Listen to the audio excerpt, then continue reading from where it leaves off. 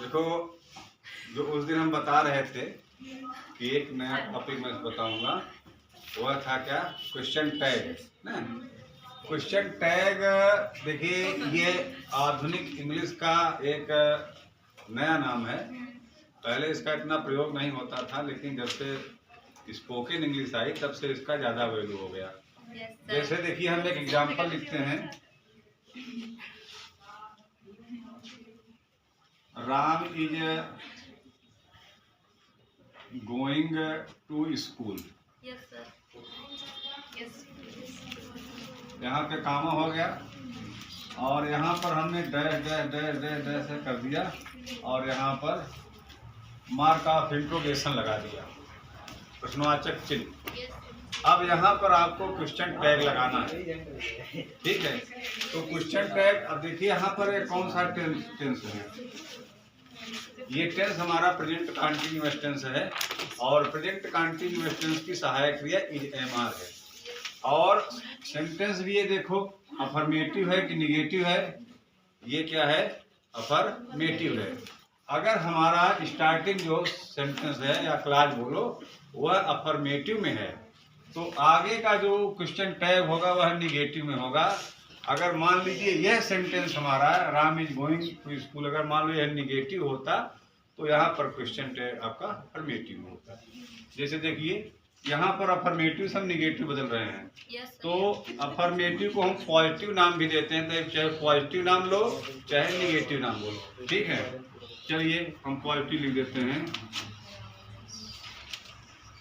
Positive plus question tag.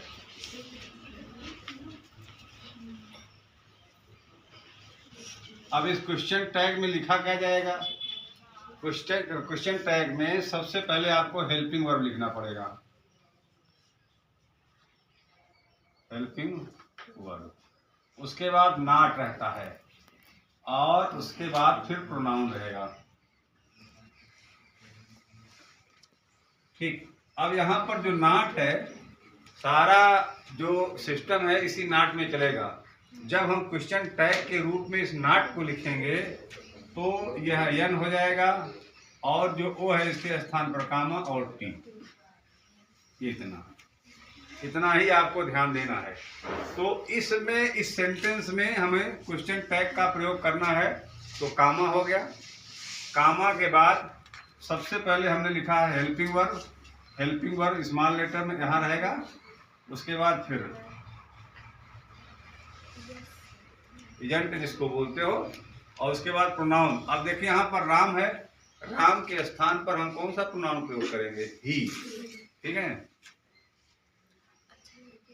यह आपका question tag हो गया, इसी को बोलते हैं क्वेश्चन टैग। अगर लिखा है तो वहाँ पर सी हो जाएगा। अगर यहाँ पर गर्द, हाँ ठीक है, अच्छा प्रश्न है। जैसे मान लो सीता ना, सीता सिंग्स अ सॉन्ग ना, चलो सीता सिंग्स अ सॉन्ग हमने लिख दिया, यहाँ पर हमने कॉमा लगा दिया और ये आपका dash dash dash dash dash, ठीक है? हो गया ना? अब यहाँ पर हमको क्वेश्चन टैग का प्रयोग करना है। यहाँ पर मार्क ऑफ इंट्रोगेशन होगा, अर्थात प्रश्नवाचक चिन्ह। यहाँ पर आपका प्रश्नवाचक चिन्ह लगेगा, ठीक है? अब देखिए, सीता सिंग्स अ सॉन्ग, तो अब जब हम क्वेश्चन टैग का प्रयोग करेंगे तो अब यहाँ पर आपको देखना है कि हमारा जो सेंटेंस है किस टेंस का है और इस टेंस की सहायक क्रिया क्या है। समझा रहे नहीं? तभी तुमको मालूम होगा, क्योंकि क्वेश्चन टैग हमको लगाना कैसे है? Helping verb. क्या लगाना है? Helping verb. उसके बाद ये हमने यहाँ लिखा है हेल्पिंग वर्ब, उसके बाद ये नॉट है, उसके बाद फिर प्रोनाउन है, ठीक है? चाहे जो भी सेंटेंस हो, अब चाहे मॉडल ऑक्सिलरी में हो, चाहे प्राइमरी हो, चाहे जो भी हो, ठीक है? सब में नियम वही चलेगा। जैसे सीता सिंग्स ए सॉन्ग, अब सीता सिंग ए सॉन्ग इस टेंस की जो सहायक क्रिया है डू या डज है।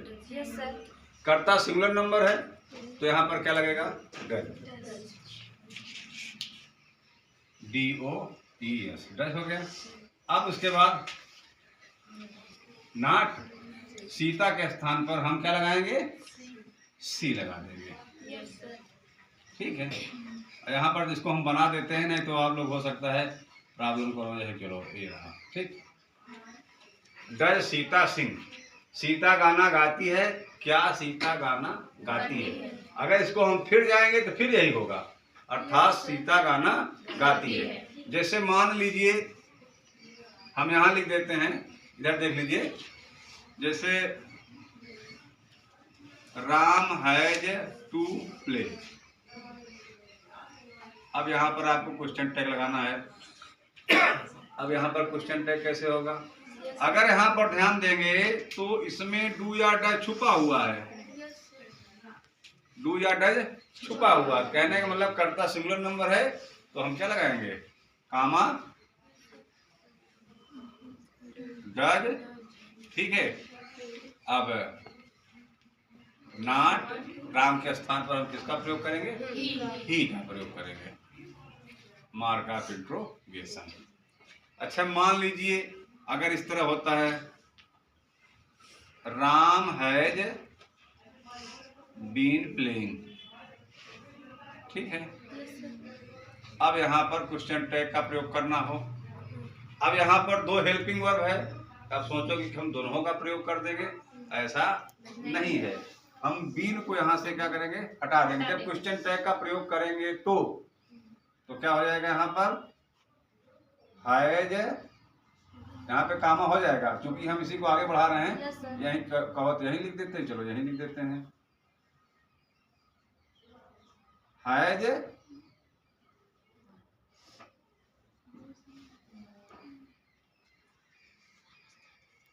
ही।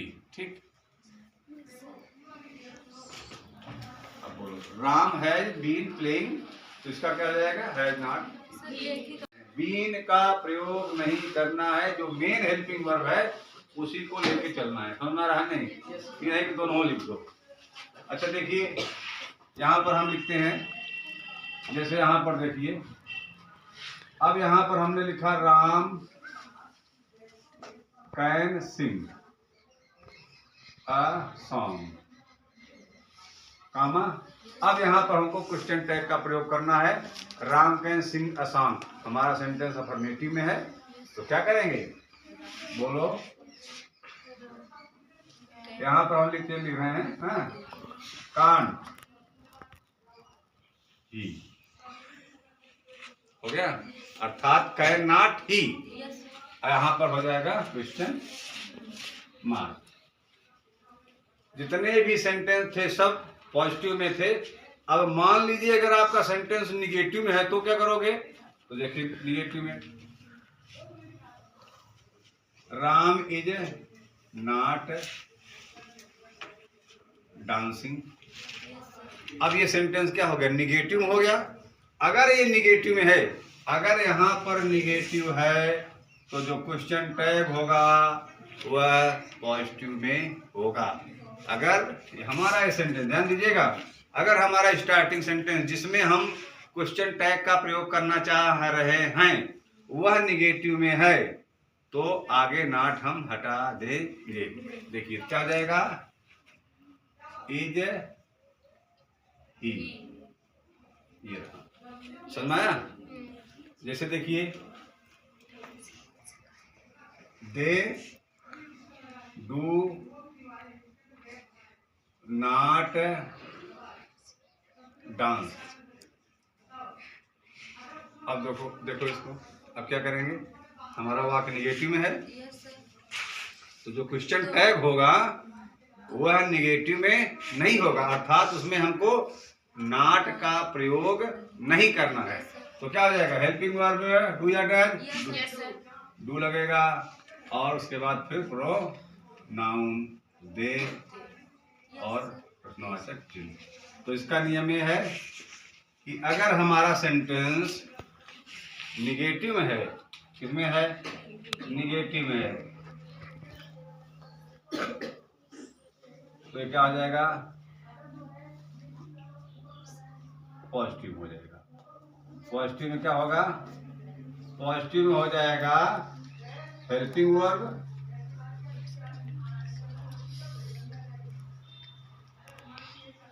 उसके बाद फिर PRONOUN और क्वेश्चन मार्क, ये आपको ध्यान देना है। अगर आप इतना ही लिख लेते हैं तो भी चल जाएगा, लेकिन हाँ अगर आपने पढ़ते समय सही से समझा है, जब कोई आपके सामने एक्सप्लेन कर रहा है और उस समय आपने सही से सुना है तो दिक्कत नहीं होगी। अब नहीं सुने हो तो फिर ढूंढते रह जाओगे। किसी कोई दिक्कत है? No sir. ये क्वेश्चन टैग है। कहने का मतलब जैसे आपका सैल है, शुड है, विल है, वुड है, मे है, माइट है, कैन है, कुड है, कुछ भी है तो सीधा जो नॉट है ये बन जाएगा। ठीक? Yes sir. यानी उसमें से केवल आपको ओ हटा देना है। समझ में आया? Yes sir. बस